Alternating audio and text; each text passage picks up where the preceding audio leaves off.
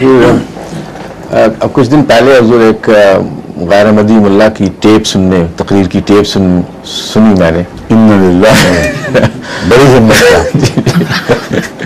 کا سن لی جی. وہ خرافات ہی تھی, وہ دو چار وہی بڑی عام تقریر ہو تو انسان ہر ایک کی سنے, ایسی خرافات بولتے ہیں کہ سننے کی ہمت نہیں ہوتی. جی ہاں. تو اس میں دو تین باتیں اپنے لوگوں کو وہ سنا رہے تھے, بتا رہے تھے کہ مہدی کے آنے کی علامات پہ. اچھا. تو اس میں ایک دو مجھے یاد ہے, وہ مجھے سمجھ میں نہیں آئی. وہ پہلی علامت تو یہ ہے کہ وہ حضرت مصطفیٰ صلی اللہ علیہ وسلم کی نسل سے ہوگا. ایک تو وہ تھا, اور دوسری علامت یہ تھی کہ وہ مکہ میں پیدا ہوگا. اور تیسرا شاید بیت المقدس کے متعلق تھا, مجھے یاد نہیں آ رہا کیا تفصیل تھی اس کی. یہ پہلے دو علامات ہیں, یہ میری سمجھ میں نہیں آئی کہ یہ اور بھی بہت سے امام مہدی کے متعلق جتنی روایات ہیں جی جی ان کا شمار مشکل ہے, اور مختلف احادیث میں مختلف علامتیں ہیں جو دنیا سے تعلق رکھتی ہیں. مثلا ایک وہ واقعہ ہوا ہے جو مکے میں چند سال پہلے ہوا تھا. ایک شخص کھڑا ہوا ہے اور ایک پوری حدیث کی تمام علامتیں پوری کر کے دکھا دیں. وہ مکے سے اٹھے گا, خانہ کعبہ کی دیوار سے ٹیل لگا کے وہ تلوار بلند کرے گا, اور اس کے ساتھی ہوں گے, اور اس طرح وہ قبضہ کرے گا. سب کچھ کر دیا. اس کو انہوں نے مار مار کے فنا کر دیا, کچھ بھی نہیں باقی چھوڑا. تو اول تو وہ بھی آل رسول میں سے تھا, سید تھا. تو یہ جھوٹ بولتے ہیں. اگر علامتیں ظاہر ہو جائیں کسی حدیث کے مطابق اور یہ مان جائیں تو پھر یہ جھوٹے نہیں ہیں. بیوقوف کہہ سکتے ہیں کہ غلط علامتوں کو پکڑ لیا, اصل علامتیں چھوڑ دیں, لیکن جھوٹا نہیں کہہ سکتا. لیکن ایک کے بعد دوسرا واقعہ ہوا ہے. جو بھی امام مہدی کے دعوے دار اٹھے ہیں انہوں نے کسی نہ کسی حدیث کو اپنا سہارا بنایا ہے. اور ایک یمنی مہدی بھی تھے, یمن میں پیدا ہوئے, جن کو بڑا شور ہوا اور جس کی ٹکر ہوئی پھر انگریزوں کے ساتھ. یاد ہے نا کیا کہ سوڈانی مہدی, یمنی سوڈانی, غلطی سے سوڈانی مہدی. تاریخ میں سب سے زیادہ مشہور سوڈانی مہدی ہوا ہے اس وجہ سے. اور اس کے اوپر یہ تمام علامتیں پوری آ رہی تھیں کہ اس کی ماں کا نام آمنہ ہوگا, اس کے باپ کا نام عبداللہ ہوگا, وہ سید ہوگا, اور یہ کرے گا. پوری علامتیں اس پر صادق آئیں. اس کی وجہ سے کچھ لوگوں نے مان لیا, اور چونکہ اللہ تعالیٰ نے اس کو غلط ثابت کرنا تھا, اس لیے چونکہ اس نے یہ بھی سنا ہوا تھا کہ مہدی کے ہاتھ پر بھی فتوحات ہوں گی اور تلوار لے کے نکلے گا, اس نے عام جہاد کا اعلان کیا, بعض جگہ فتوحات حاصل کی. اس کے بعد جب انگریزی فوج سے ٹکر ہوئی ہے تو اس کو کچھ بھی باقی نہیں رہا. اس کے انجام نے بتا دیا کہ وہ مہدی تھا ہی نہیں, اور باقی عالم اسلام نے قبول نہیں کیا.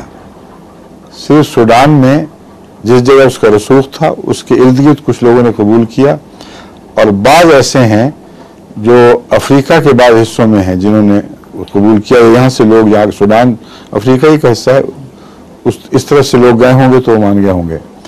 لیکن بہرحال اس کی کتاب اب لپیٹی گئی ہے. نائجیریا میں اس کے بعض مرید تھے جو احمدی ہوئے, ان سے میری گفتگو بھی ہوئی اس پر. سارے تو نہیں ہوئے لیکن کچھ جو احمدی ہوئے تھے انہوں نے بتایا کہ وہ سوڈانی مہدی تھا نیک آدمی بنیادی طور پر, اور کوئی مفتن نہیں تھا. اس کو واقعتاً یہ خیال ہو گیا تھا کہ میں مہدی ہوں, اور بڑی وجہ یہ حدیث تھی کہ ماں کا نام آنا, باپ کا عبداللہ, اور چونکہ نیک تھا قبیلے نے اس کو سہارا بھی دیا. اس نے پیشگوئی بھی کی ہوئی تھی ان کے نزدیک. غالباً میں نے اس جماعت کو کہا تھا مجھے اس کے حوالہ نکال کے دیں. وہ کہتا ہے اس کی کتاب میں لکھا ہوا ہے کہ ہندوستان میں اصل مہدی پیدا ہوگا, اور اس کی بعض علامتیں بھی ذکر کی ہوئی ہیں. بہرحال یہ بھی ایک تھی. تو مہدی کی جو اور علامتیں ہیں ان پر بھی تو وہ کچھ بولیں اور یہ بھی تو بتائیں کہ جہاں جہاں یہ پیدا ہوئے مہدی والے وہ سارے سچے تھے؟ اگر تھے تو سب امتوں نے ان کو قبول کیوں نہ کیا؟ اور ابھی تک یہ سارے پھولوں کی طرح کتابوں میں ملتے ہیں. کوئی فعال جماعت ان کی جو انقلاب انگیز ہو اس نے کچھ بھی دنیا میں کر کے نہیں دکھایا. کچھ دیر چلے ہیں یا وہ مٹ گئے یا معمولی مرید ساتھ رہ گئے ہیں جن کا کچھ بھی اثر رسوخ دنیا میں نہیں. اسلامی دنیا میں بھی کوئی انقلاب نہیں برپا کر سکے. باہر ان کا دنیا کو فتح کرنا تو بالکل بعید از قیاس ہے. یہ ان کی تاریخ ہے. ایک حدیث ایسی ہے صرف مہدویت کے متعلق جس پہ انسان کا کوئی بس نہیں، جس کی کوئی مثال نہیں ہے. لیکن اس سے پہلے میں آپ کو یہ بتانا چاہتا ہوں کہ آن حضرت صلی اللہ علیہ وسلم نے جو فرمایا اہل بیت ہوگا، تو ان کو یہ کیوں نہیں یاد آتا کہ ایک ایسا انسان تھا جو خونی طور پر رسول اللہ علیہ وسلم کا اہل بیت نہیں تھا، مگر وہ ایک ہی تھا جس کو اہل بیت آپ نے قرار دیا ہے باوجود رشتہ نہ ہونے کے. وہ سلمان فارسی تھا. جنگ احزاب کے وقت آپ نے ان کو بلایا، خاندان میں اپنے خاندان کے ساتھ کھڑا کیا. سلمان منا اہل البیت، یہ الفاظ فرمائے. سلمان ہمارا ہے، اہل بیت ہے. اور اس کو کیوں چنا گیا آخر؟ اور کسی کو کبھی نہیں کہا. بڑے بڑے بزرگ تھے، اس لیے کہ وہی سلمان تھا جس کے کندھے پر ہاتھ رکھ کر آپ نے فرمایا کہ لو کان الایمان عند الثریا لنالہ رجل من ہؤلاء. اگر ایمان ثریا پر بھی اٹھ گیا تو ان لوگوں میں سے وہ ہوگا جو ایمان کو واپس لائے گا. تو وہی مہدی ہے، ورنہ ایک تیسرا وجود ماننا پڑے گا. یا مہدی یا مسیح دو ہی لقب ملتے ہیں. قرآن نے ذکر کیا ہے تو وہ پھر کوئی تیسرے وجود کا تو نہیں ہے ذکر کیا جس کا اشارہ بھی حدیث میں نہ ہو. یہ جو وجود ہے یہ وہی ہے جو امام مہدی کا وجود جس کا سورہ جمعہ میں ذکر ہے، محمد رسول اللہ علیہ وسلم کے نام سے ذکر ہے. اور اسی لیے حدیثوں میں ہے اس کا نام محمد ہوگا، اس کی ماں کا نام آمنہ، اس کے باپ کا. قرآن کریم میں بھی سورہ جمعہ میں رسول اللہ علیہ وسلم ہی کی بعثت ثانیہ کو ایک امام مہدی کا آنا قرار دیا ہے، کیونکہ وہ آخرین منہم میں کسی نئے وجود کا ذکر نہیں ہے، اسی وجود کا ذکر ہے جس کا پہلے چل رہا ہے سلسلہ. هو الذی بعث فی الامیین رسولا منہم.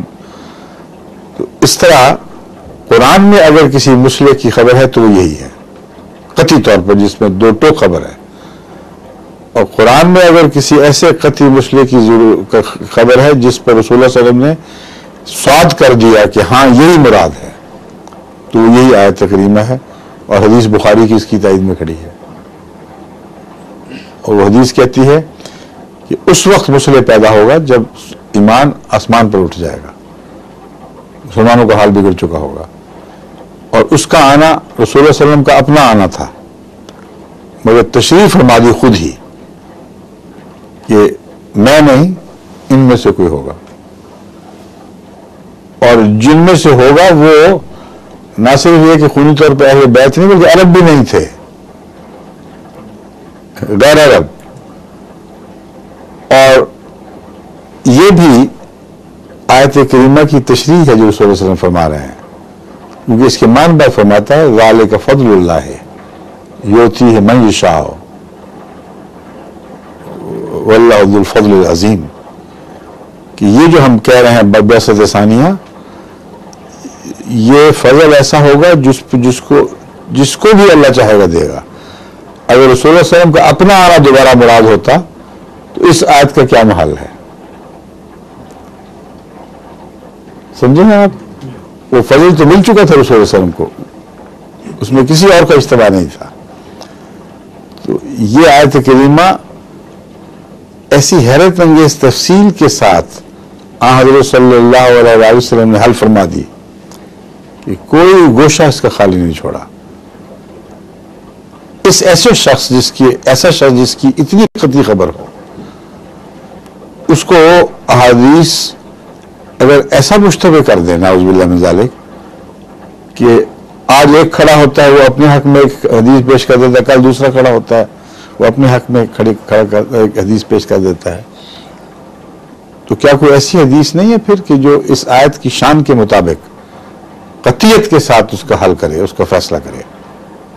یہ سوال اٹھتا ہے. اس کے جواب میں حضرت صلی اللہ علیہ وآلہ وسلم کی حدیث موجود ہے، ان لمہدینا آیتین، ہمارے مہدی کے لیے 2 نشانیاں ہوں گی. اب یہ نہیں کہہ سکتے تھے مہدی کے لیے ہوں گی. ہمارے مہدی کے لیے جو فرمایا مراد ہے کہ بہت سے مہدی ہوں گے، لیکن وہ مہدی جن کی ہم بات کر رہے ہیں جو میرا ہوگا، اور نا فرمایا ہے. ہمارا نام ایک عجیب شان ہے کہ ساری امت کا اصل نمائندہ وہ ہے. اس کے لیے تو آسمان سے نشانیاں ظاہر ہوں گی، زمین کی نشانیاں کام نہیں کریں گی. اور وہ 2 نشانیاں ہیں جن کا قرآن میں ذکر، جن کا نیو ٹیسٹامنٹ میں ذکر، جن کا مسیح سے بھی تعلق ہے. تو یہ مضمون صاف کھول رہا ہے کہ مسیح اور مہدی 2 الگ وجود نہیں ہیں. مسیح نے اپنی آمد ثانی کے متعلق جو نشانیاں پیش کی تھیں آسمان پر سورج کے تاریک ہونے اور چاند کے اندھیرے ہو جانے کے متعلق، وہی الفاظ قرآن کریم نے استعمال فرمائے آخری زمانے کے انقلابات سے پہلے نشان کے طور پر. اللہ تعالیٰ فرماتا ہے وہ جو آیت ہے نا، انکسف الشمس، جمعہ الشمس وقت سے پہلے،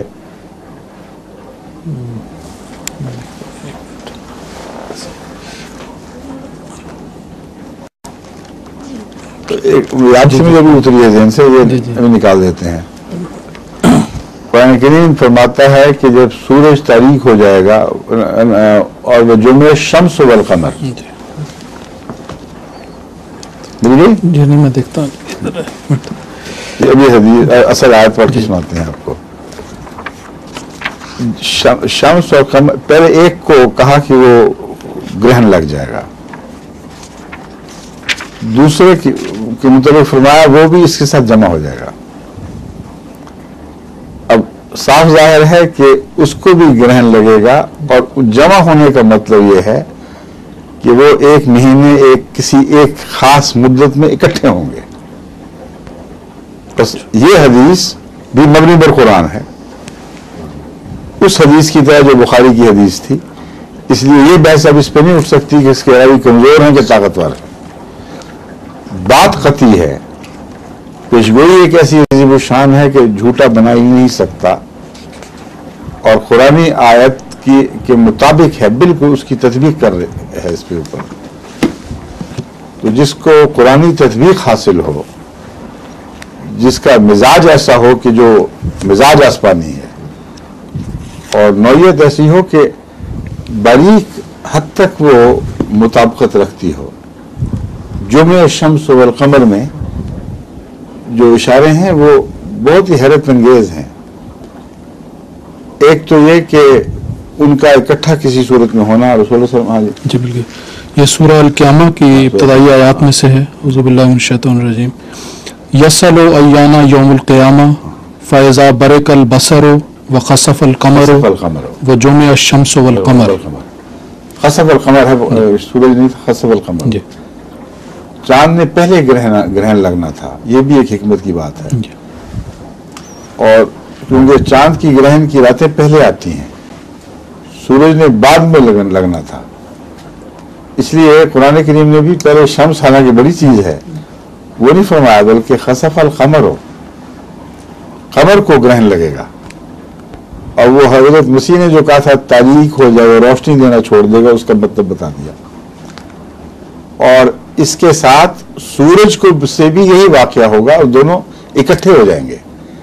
اب اکٹھے میں گرہن میں اکٹھے ہونا، مہینے میں اکٹھا ہونا، رمضان میں اکٹھا ہونا، یہ ساری باتیں آ گئیں. اور جمع کا لفظ سورہ جمعہ کی طرف بھی اشارہ کر رہا ہے، جس میں اگلوں اور پہلوں کے اکٹھے ہونے کا ذکر ہے. اولین اور آخرین کا لما یلحقوا بہم، ایسے لوگ جو ابھی تک نہیں ملے وہ ان کو ملا دے گا. تو اب دیکھیں اندرونی طور پر قرآنی رشتے آپس کے، حدیث کے ساتھ ان کے اس کے رشتے کتنے مضبوط اور قطعی ہیں. ان پر کوئی شک کا سایہ ڈال کے دکھائے ناممکن ہے. پھر جب آسمان کی گواہی ظاہر ہو جائے، اور آج تک اس سے پہلے کبھی کسی ایک دعوے دار نے بھی دعویٰ تک نہیں کیا کہ دیکھو میرے حق میں یہ ظاہر ہو گئے. تو یہ بحث جس میں ہم پڑھ چکے ہیں، ہم نے ثابت بھی کر دیا ہے، تھی بے ضرورت کہ تاریخ سے، چاند گرہن کی تاریخوں سے ثابت کیا جائے کہ کسی ایسے مادی کے زمانے میں چاند سورج کو گرہن نہیں لگا جو اس کے دعوے کے بعد لگا ہو، اور پھر وہ مادی کامیاب بھی ہو گیا ہو. کل 6 واقعات ہوئے ہیں تمام 1300 سال میں، یا آج سے پہلے 1400 سال میں، جن میں چاند سورج کو اکٹھا اس طرح گرہن لگا ہے رمضان کے مہینے میں ان شرطوں کے ساتھ. اور ان زمانوں میں مادی وہ تھے ہی نہیں، جو اگر کوئی مادی تھا، یہ ساری تفصیل ہم نے اپنے جلسے کی تقریر میں بیان کی تھی. مادی تھا بھی اگر کوئی تو گرہن لگنے سے پہلے غائب ہو چکا تھا. یہ اللہ کی شان دیکھے، یا ختم ہو گیا تھا یا ختم ہو گیا ویسے ہی. اور کسی مہدی کے دعوے دار کو توفیق ہی نہیں ملی کہ اشارہ ہی کر سکے، اس کے اوپر پتہ ہی نہیں. اور آج یہ کہنا مشکل ہے کہ آیا یہ گرہن جو تھا وہ اس جگہ پہ جہاں سے وہ دعوے دار تھا وہاں جمع ہوا تھا کہ نہیں. کیونکہ لفظ جمع میں ایک اور بھی حکمت ہے جس کو سائنسدان سمجھتے ہیں. وہ یہ ہے کہ محض ایک مہینے میں چاند اور سورج گرہن کا لگنا ان تاریخوں میں کافی نہیں ہے، جب تک اس افق سے جو دعوے دار کا افق ہے، اس افق سے دونوں گرہن اسی مہینے میں دکھائی نہ دیں. کیونکہ بسا اوقات یہ ہوتا ہے کہ اس افق پر ہو سکتا ہے رمضان کے مہینے میں چاند کو ان تاریخوں میں گرہن لگ جائے، مگر دنیا میں گرہن ضرور لگے دوسرا، لیکن اس افق سے دکھائی نہ دے، تو وہ مادی کے لیے تو گوارا بنے گا. بس یہ ایک معمولی شرط نہیں ہے، بے حد مشکل باریک شرطیں ہیں جو سب جمع ہو گئی ہیں، اور کسی انسان کی طاقت نہیں کہ اس ایسی شاندار پیشگی کو مثال سوچ بھی سکے. خدا یہ کہ کسی جھوٹے نے گھڑ کے بنا دی اور پھر وہ پوری بھی ہو گئی، واقعتاً ہو بھی گیا. تو یہ صرف مولویوں کی ضدیں ہیں، ان سے کیا بحث کریں گے آپ. مگر آپ کو میں حوصلے کی داد دیتا ہوں جو آپ نے باتیں اور کی تھی حضور اکرم اچھا انہوں نے فرمایا کہ